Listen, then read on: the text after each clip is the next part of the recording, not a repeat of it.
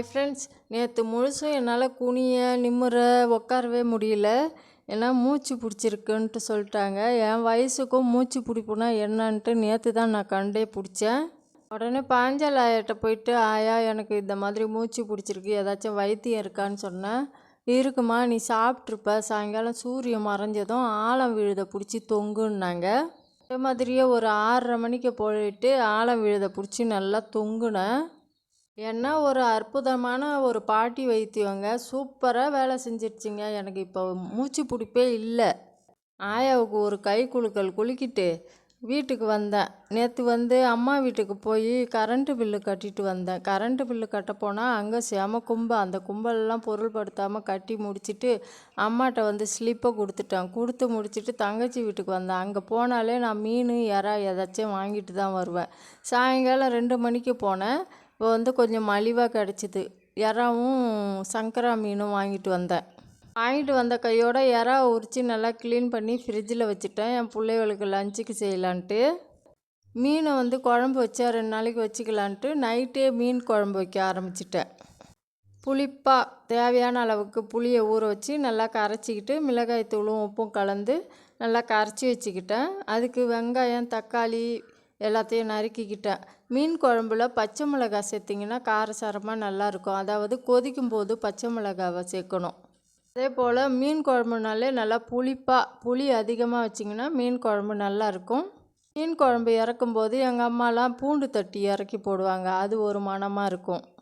நாங்கள் படிக்கிற காலத்தில் எங்கள் அம்மாலாம் சாயங்கால கடை 6 மணிக்கு மேலே போயிட்டு கவுச்சி கடையில் மீன் வாங்கிட்டு வருவாங்க. அப்போ குழம்பு வைப்பாங்க. பொழுதன்னைக்கு ஏதாச்சும் செஞ்சு வைப்பாங்க. நாங்கள் சாப்பிட்டு விளாட போவோம் பள்ளிக்கூடம் முடிஞ்சு. சாயங்காலம் மீன் வாங்கி வச்சாங்கன்னா அது சாப்பிடுவோம்.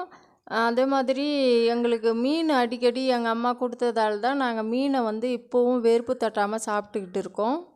எங்கள் வீட்டில் மீன் குழம்பு இல்லைனாலே எங்களுக்கு காயலாக வந்துடும். அந்த அளவுக்கு எங்களுக்கு பிடிச்சது மீன் தான்.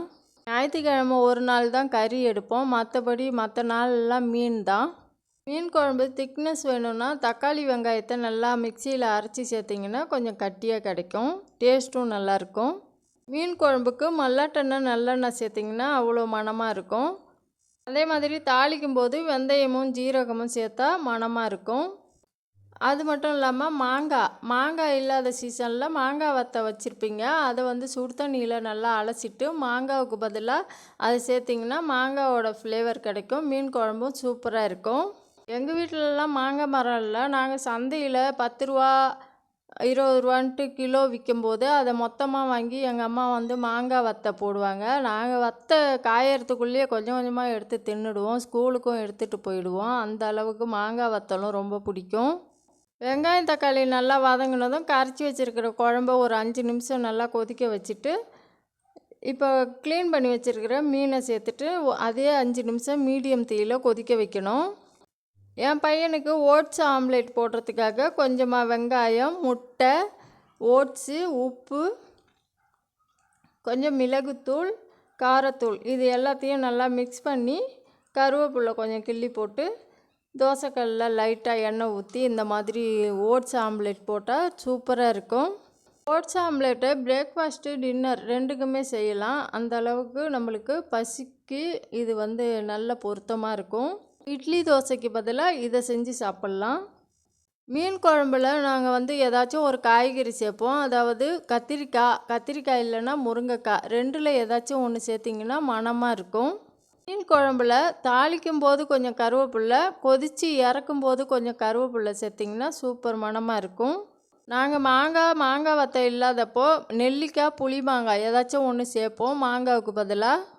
மாங்காய் இல்லாத குறைய புளி மாங்காவும் நெல்லிக்காவும் நிவர்த்தி பண்ணிடும்.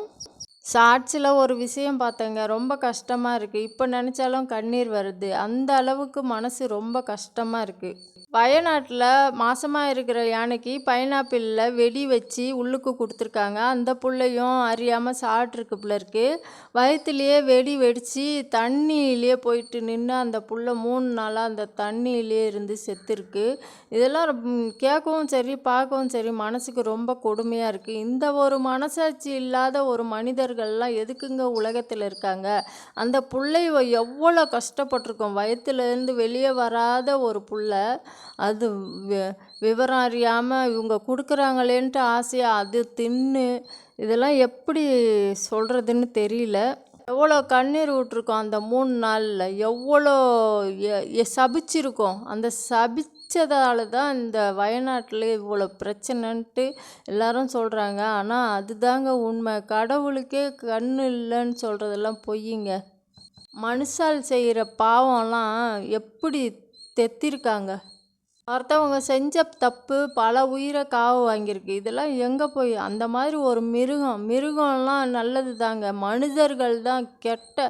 சில மனிதர்கள் இருக்கிறாங்க, அவங்களெல்லாம் களை எடுத்தால் தான் உலகத்துக்கு நல்லது நடக்கும். இந்த மாதிரி ஒரு குரூர புத்தி உள்ள ஒரு மனுஷன் இருக்கிற வரைக்கும் இந்த உலகம் அழிஞ்சு தாங்க போகும் சீக்கிரமே. வீடியோ பிடிச்சிருந்தா லைக் பண்ணுங்கள். நாளைக்கு இன்னொரு வீடியோவில் பார்ப்போம். தேங்க்யூ, பாய்.